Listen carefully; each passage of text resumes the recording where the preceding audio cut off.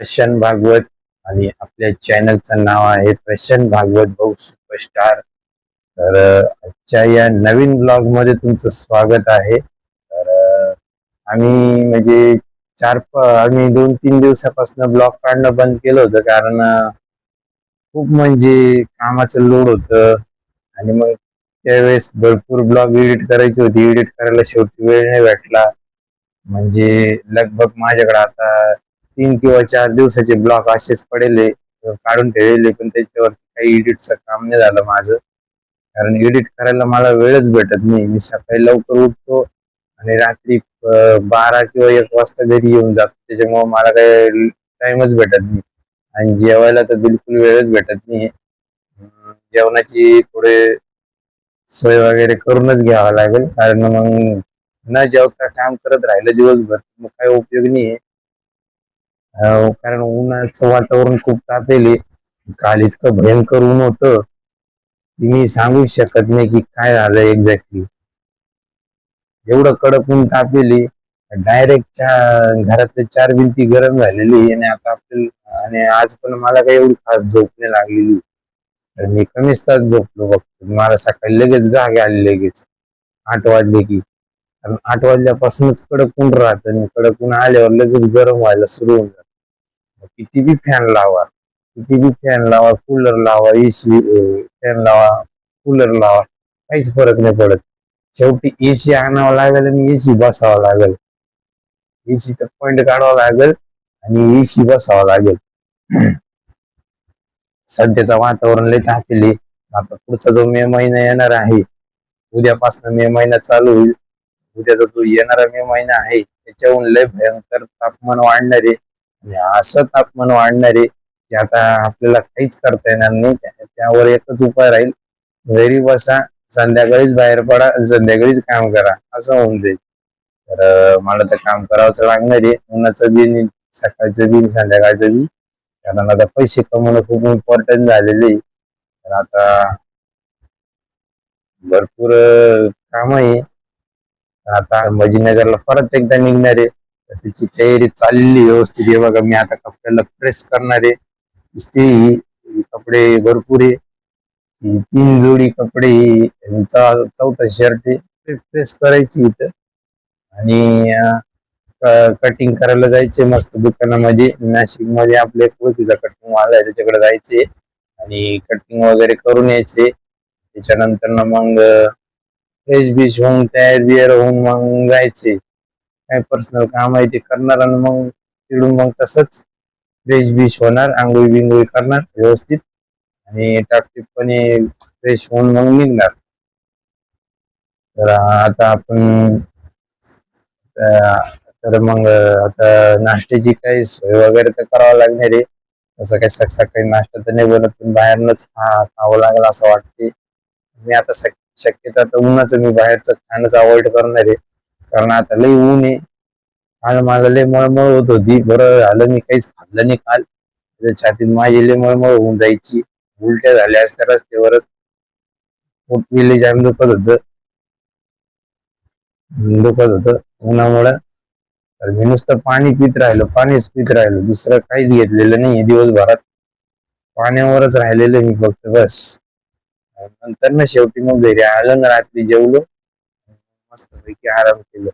म्हणलं आज जरा बघू एकदम मस्तपैकी कसं आहे वातावरण, काय आहे। आज पण खूप मस्त कडक तापेले, इतकं भयंकर तापेले की काहीच सांगू शकत नाही आता काय करावं काही नाही। लय अवघड एक्सपिरियन्स आलेले आहे आपल्या समोर, काही टेन्शन नाहीये। प्रत्येक वातावरणामध्ये आपल्याकडे काही ना काहीतरी तोडगा असतोच, काही ना काहीतरी तोडगा काढूच आपण डेलीचे डेली। तर आता आपण भेटूया थोड्याच वेळात। नमस्कार। तर आता मी फायनली सगळं आंघोळी वगैरे करून आलेलं आहे व्यवस्थित, फ्रेश वगैरे होऊन आलंय, मस्तपैकी कटिंग करून आलेलं आहे। माझा लुक बघू शकता, आजचा नवीन लुक। कशी केली मी कटिंग मस्तपैकी, मला कमेंट मध्ये नक्की सांगा आणि माझा हा नवा लुक कसा आवडलाय तुम्हाला नक्कीच सांगा। लाईक करा आणि व्हिडिओला सबस्क्राईब करा आणि शेअर बी नक्की करा। आणि आता फायनली निघालोय संभाजीनगरला. निघायची तयारी चालू झालेली आहे. आता मी सगळे सामान आवरणार आहे. हे कपडे वगैरे प्रेस करणार आहे. 3 दिवसाचे कपडे घेणार आहे आम्ही, 3 किंवा 4 दिवसाचे. तर मस्तपैकी कपडे वगैरे प्रेस वगैरे करून बॅगेत भरणार, एकाच बॅगेत भरणार व्यवस्थित, आणि मस्तपैकी तयारी करून निघून जाणार. आणि मस्त आरामात जाईल आणि आरामात येईल. मस्तपैकी बाकी सगळं काम वगैरे झालेलं, जे काम होतं ते पर्सनली ते करून टाकले. आता फक्त निघायची तयारी करायची बस. आता मी नाश्ता करायला बसतो इथं. आता तुम्ही साबुदाण्याची खिचडी आणि दही असा नाश्ता असतो. आम्ही नाश्ताच करून जातो. दुपारचे वाजत असतील आता 2 पावणे 2 झाले असतील. तर आता आम्ही निघायची तयारी करणार आहे. आता सगळं आवरून वगैरे निघायचे. आता भेटूया आपण थोड्याच वेळात. 2 hours later. फायनली चालले आता रिक्षेने प्रवास करत आहे. आता रिक्षेने चालले आता बस स्टँडला. निमाणी बस स्टँडकडे चाललेले. आता लांबला बुक केली पण बॉम्बे नाक्याला काही जागा भेटत नाही. तर आता शेवटी मग आता बसने जायचं ठरवले. आता बसने जाऊ आणि बस भेटली तर ठीक आहे, नाहीतर मग लास्ट ऑप्शन आहे. लास्ट ऑप्शन काय ते बघू आता. प्रवास करते बघू शकता. रिक्षा चालली कडकून. त्या कडकूनामध्ये चाललेले आता रिक्षामध्ये बघू शकता. कालिका माता मंदिर, या वडापावचं ऑफिस आहे. वडापावचं ऑफिस बघू शकता. काही नाही आता हे कालिका माता मंदिर आहे. कालिका देवी मंदिर आहे. हे दर्शनाला नक्की या. भेटूया आता. 1 hour later. सासू सुनामध्ये फाईट झाली, मांडल्या पण बोर्ड बी झाला. याला म्हणतात सासू सुना. हुशार भांडा पण बोर्ड नमस्कार. आता फायनली आता बस भेटलेली आहे. तर आता ही बस आहे, समृद्धी मार्गे जाणारी बस आहे. आता लवकरच आम्ही पोचलो आहे आता या बसने. तर आता एक जण मार्केटिंग करणारा आला होता व्यक्ती, ते लाईट घेऊन आलेलं होतं. ते काय वाक्य बोलून गेले ते लक्षात नाही आलं. ते तुम्हाला थोड्या वेळाने सांगतो तसं. तर आता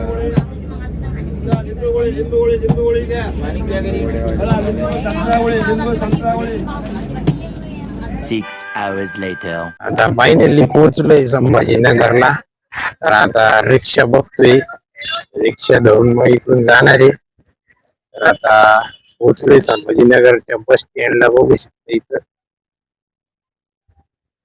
आता बस स्टँडला पोहोचल्यावर आता बघूया कोणती रिक्षा आहे, काय कसं जायचंय. तर भेटूया आता थोड्याच वेळात.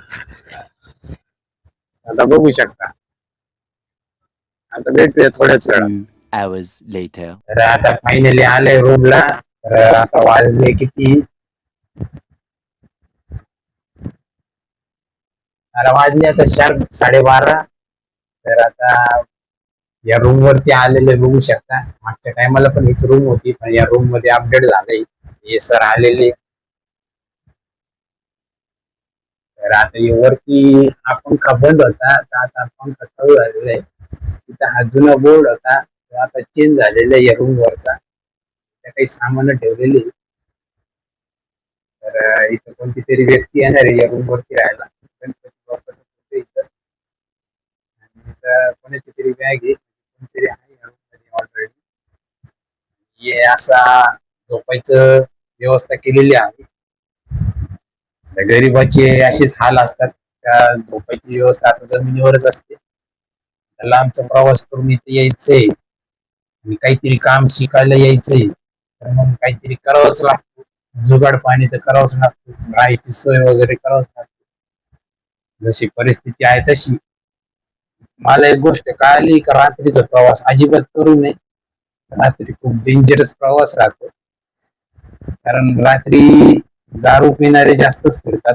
त्याच्यामुळं रात्री अजिबात प्रवास नाही करायचा. दिवसा मोकळा ढाकळा तुम्ही आरामशीर प्रवास करू शकता. तर आम्ही रूम वरती जाऊन मस्तपैकी खाऊन पिऊन आलेले. आज जेवायला डाळ होती, चपाती होती आणि लोणचं होतं. बस एवढं जेवण होतं. आम्ही तेवढं जेवण केलं आणि आलो इथं. रूमची तर हालत बघितलेलीच आहे आता, एकदम व्यवस्थित आहे. तर आता आम्ही आराम करणार आहे. तर आजचा ब्लॉग इथं संपवतो आणि आजच्या व्हिडिओ मध्ये तुम्हाला काय आवडलंय, कुठले पॉइंट्स आवडले आणि काय चुका घडलेल्या आहे ते चुका कमेंट मध्ये नक्कीच सांगा.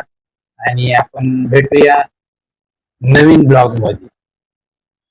तर भेटूया आता नेक्स्ट ब्लॉग मध्ये.